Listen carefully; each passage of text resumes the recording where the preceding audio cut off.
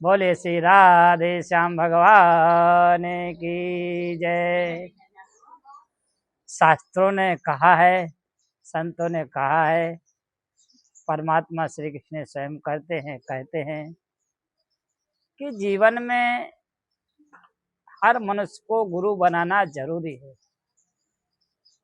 कहते हैं कि गुरु बगैर का इंसान मनुष्य कितना भी ज्ञानी हो, कितना भी विद्वान हो, कितना भी ध्यानी हो, कितना भी कुछ भी हो जाए उसके पास, पर वो सब कैसा है कि गुरु बगैर का अधूरा है। इसलिए प्रत्येक मनुष्य ने जीवन में गुरु धारणा जरूर करना चाहिए।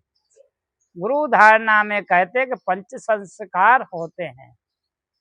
पंच संस्कार क्या होते हैं कि कहते हैं कि नामकरण होता है, यज्ञ संस्कार होता है, कंठी धारण होती है, तिलक धारण होता है, और कहते हैं कि गुरु का जो मंत्र है, जो शब्द है, जो वचन है, वो दिया जाता है। इनको पंच संस्कार कहते हैं। और प्रत्येक शिष्य को पंच संस्कार कराना ही चाहिए।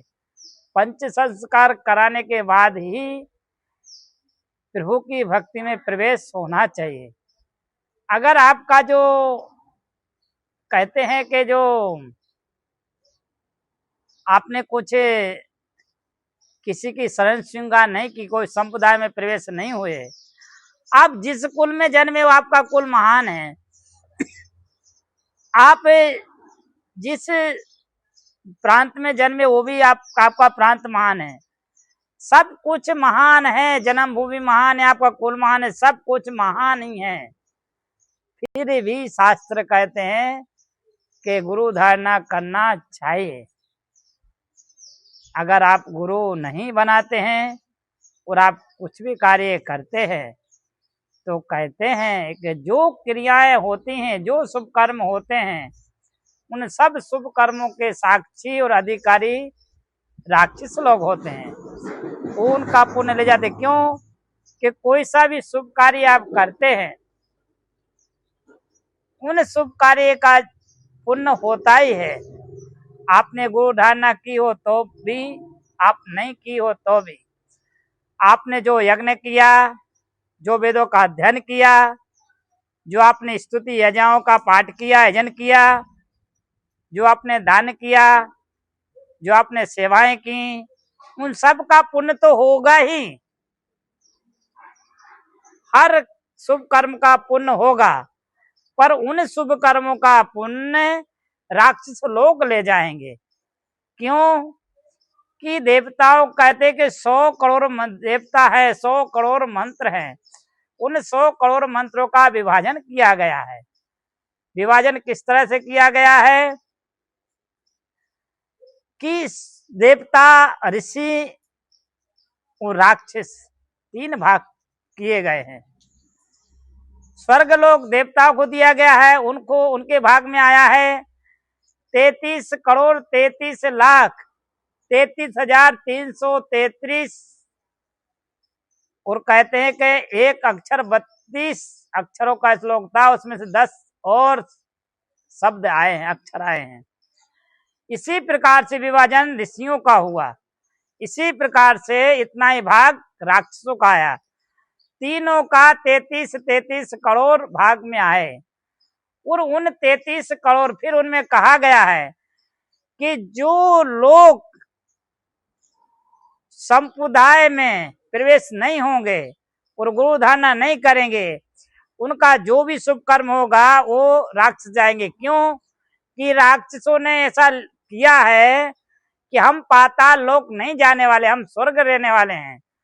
तब देवताओं ने, ऋषि ने मिलके उनको कहा है कि नहीं, हम तुमको पाताल रहने का ज्यादा भाग देंगे, मतलब ज्यादा पुण्य देंगे। किस तरह से कि जो हमारे स्वर्ग में देवताओं की पूजा करने वाले मृत्यु लोक में और स्वर्ग लोक में जो गुरु बिगर की जो साधना करेगा, उनका जो पुण्य होगा वो पुण्य राक्षसों को दिया जाएगा। इसलिए तब राक्षस बोले कोई बात नहीं, इसलिए राक्षस लोग फिर पाताल लोक में चुंगा लिया। इसलिए कहते हैं कि गुरु प्रणालिका वहां से बनी हुई है कि जो कार्य संप्रदाय में और गुरु द्वारा विगर का किया जाएगा उसका प्रत्येक शुभ कर्म राक्षस लोग ले जाएंगे। तो आपको प्रत्येक मनुष्य को किसी ना किसी संप्रदाय में किसी ना किसी गुरु की शरण श्रृंगार करना चाहिए, क्यों कि जीवन बहुत लंबा है और इस मनुष्य जीवन आपने पाया है, तो मनुष्य जीवन में प्रभु भक्ति करे बिगर उद्धार नहीं है। जीवन में आप कितने भी उज्जवल हैं, कितने भी सुंदर हैं, कितने भी विद्वान हैं, कितने भी उच्च कोटि कुल में आपने जन्म लिया है, कितने भी अच्छे प्रांत में कुल में आपने जन्म लिया है, वो सब तभी कहते हैं कि सफल होगा जब आपने किसी परमात्मा की भक्ति की है, आपने किसी स्वरूप का चिंतन किया है, किसी संप्रदाय में आप प्रवेश हुए हैं। तो कहते हैं संप्रदाय वेद शास्त्रों से, जिन संप्रदाय में वेदों का, शास्त्रों का, पुराणों का, उपनिषदों का, गीता का, रामायण का ज्ञान हो, उन्हीं संप्रदाय से ही आपको दीक्षित होना चाहिए। क्यों कि वेदों में जो कहा गया है, जो धर्म के विषय में जो प्रेरणा दी गई है, जो उपदेश दी गए हैं, वो और किसी में नहीं है। इसलिए आपको संप्रदाय में प्रवेश होकर वेदों का मनन करो, वेदों को समझो। कहते हैं कौन समझा सकता है? ये गुरु समझा सकता है। हर संप्रदाय में गुरु है, होता है, और गुरु की विशेषता ही है।